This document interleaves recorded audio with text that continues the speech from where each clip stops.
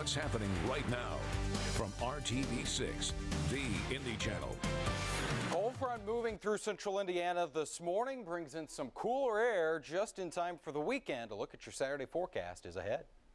And shots rang out in the Circle City overnight, highlighting the growing violence. Police respond to several reports of shootings and shots fired. Find out what you need to know about another violent night. An IU football player's condition is improving this morning after a near drowning incident earlier this week. We'll have the very latest on his condition. All right, Kyle, thanks. Hey, we begin this morning with breaking news and the search for Malaysia Flight 370. Within the hour, Malaysian officials say a Chinese satellite has spotted a large object where search and rescue crews have been looking for the missing plane. The object is large, about 74 feet by 43 feet. Officials say it's floating in the southern part of the search area, about 75 miles away from where the last pieces of debris were spotted.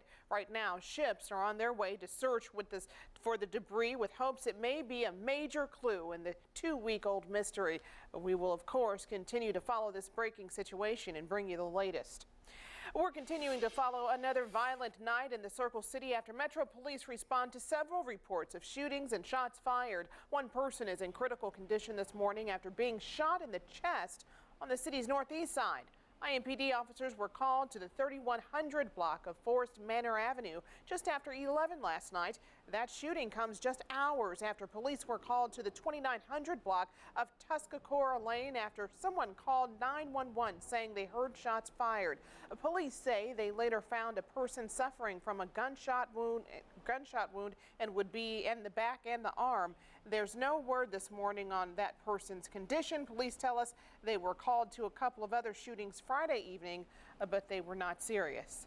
This morning, investigators are working to identify a body found in a retention pond last night. This was the scene shortly before 8 as divers searched a pond at Murphy's Landing off Bluff Road.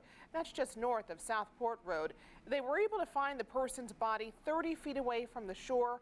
And we've learned that police were called to the pond when someone found a jacket they think belongs to the 21-year-old Xavier Perez, who's been missing since last Saturday.